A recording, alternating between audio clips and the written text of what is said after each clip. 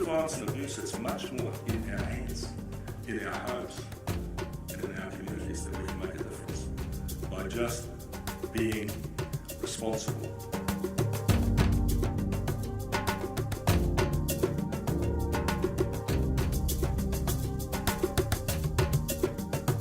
See, we've got a real big problem in New Zealand with violence and abuse.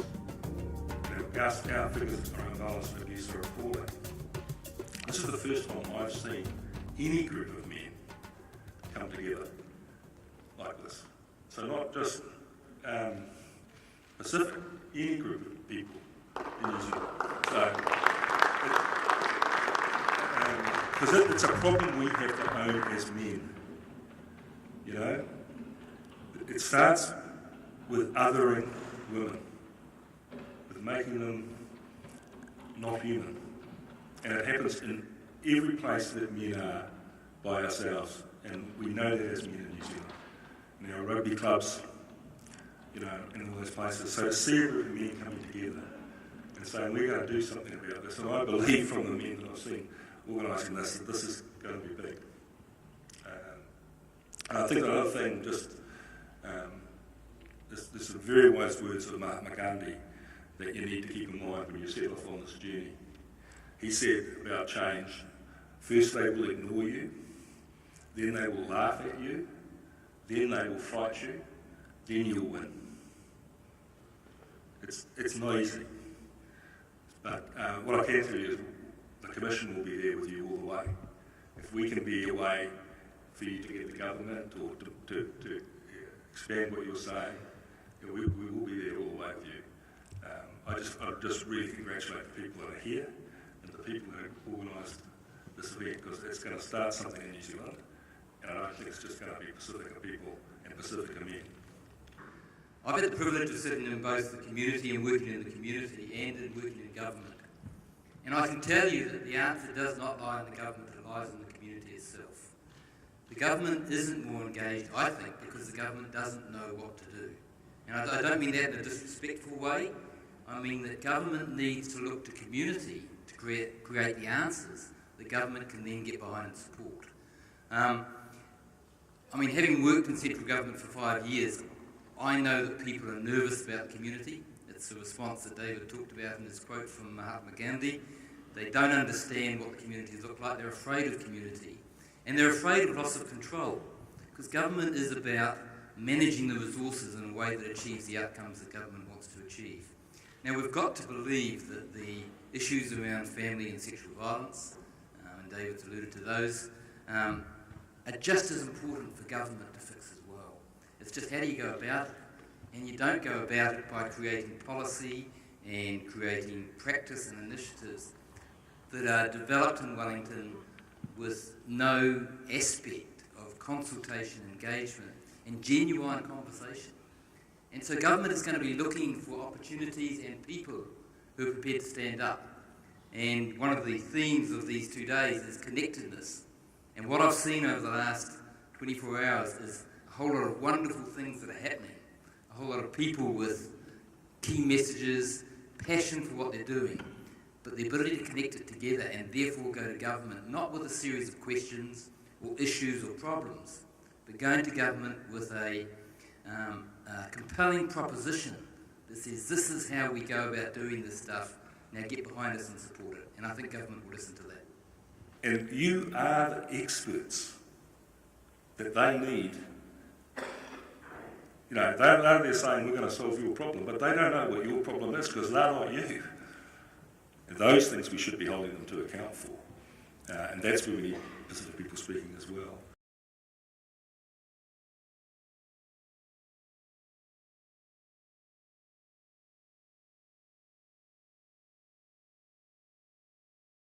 The private sector talks and lives competition, but when they go to government, they're united. The NGO sector talks about unity, but when they go to government, they're divided. And actually think about that, because that is the reality, that we don't go with a single voice. So how do we get to the point of that single voice? One of the interesting transitions for me as I went from an NGO role into government was all of a sudden I became responsible for everything the New Zealand government had ever done when I went into community meetings, which is a fascinating transition. But the community sector has a strong voice, and one of the things I got used to as the chief executive of Barnardo's is every time a child died, every time we had a major public outrage about family violence, they would come to me and say, how do we stop children dying? How do you answer that question? It's too difficult, it's too complex, but the response I tended to give was that, and you know, you look at the Scandinavian countries in particular, and they value their children. They respect their children in a way that we talk about, but I don't see happening in reality. So what does love for our children mean? I mean, every speaker I've listened to in the last 24 hours has paused when they've talked about their children, because it hits right here, you know. Our children are the most important thing in our lives along with our families. And yet, we don't see the respect for children in this country and for our partners in the way that we see in some of these other, particularly Northern European countries. Now, what is that about? You know, how do we get to the point of creating that status of children and women in our society, which means that they're the most valued things we have? And I mean, one of the things I often say when I talk to community groups is that the best thing you can do for your children is to love their mother. You don't have to be living with her, but you need to love their mother, because that's how we create the context for our kids. So there isn't a quick fix on this. You need to be organised, you need to be connected, and you need to be consistent and persistent about the messages. And don't go to government separately, individually, go as a collective. Because actually, if you've got a collective voice, it's very hard for government to ignore you. So I think the fact that the Prime Minister came, the fact that he's probably the most busiest politician, the fact that he came was significant, highly significant in more ways than one. I think he really cared, and I think he answered the call, you know, because he wasn't going to come, wasn't he? So I guess Tofi twisted his arm. The fact that he came on that sort of night and stayed here and gave that speech that he gave, the narrative that he gave, showed that he really has put this question in front of him. And I think our communities appreciate when leaders turn up. Whether they do something or don't say anything, but the fact that his presence was here, led, and spoke warmly, honestly, and frankly about what he was going through as a Samoan parent. Was that right? As a Samoan parent, wasn't it? I was having a conversation with Michael Jones before we started last night over a cup of tea. And I said to him, are you going to the big game tomorrow? The obvious big game.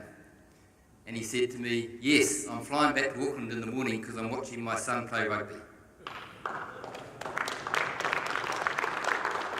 Now, think about the implications of that, because if someone like Michael Jones going into an All Black test in the Westpac Stadium has got to be an amazing experience.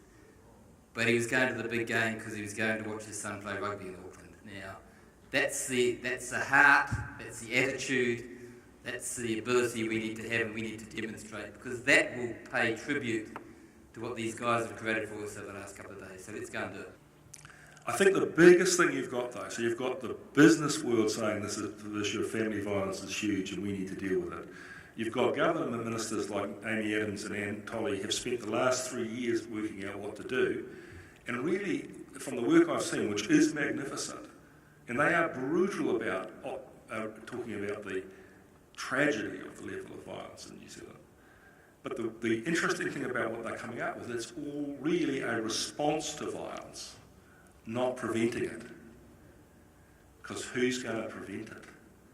Who's doing it? Right? And the figures on family violence and death that we shared earlier in the week, Samson, I mean, it's men doing it to women. It really, really is. It's virtually 98% men doing it to women. All right? I think you're the first group in New Zealand of men that are really saying we're going to do something about that in our homes and in our communities.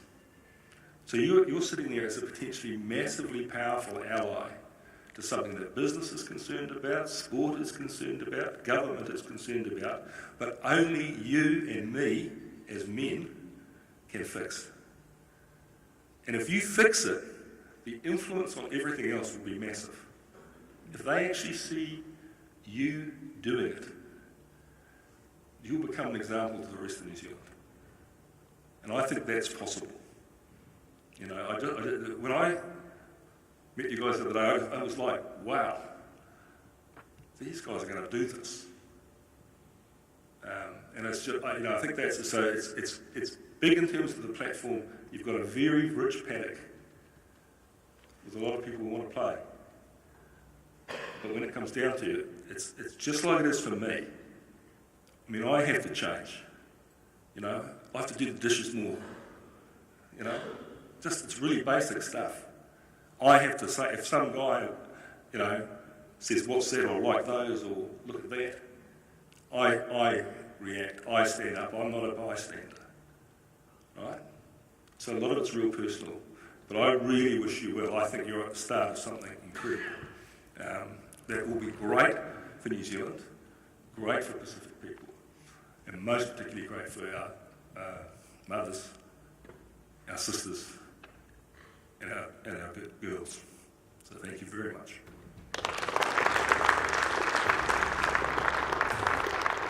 Brothers and ladies and gentlemen, please, a big round of applause for our esteemed panel.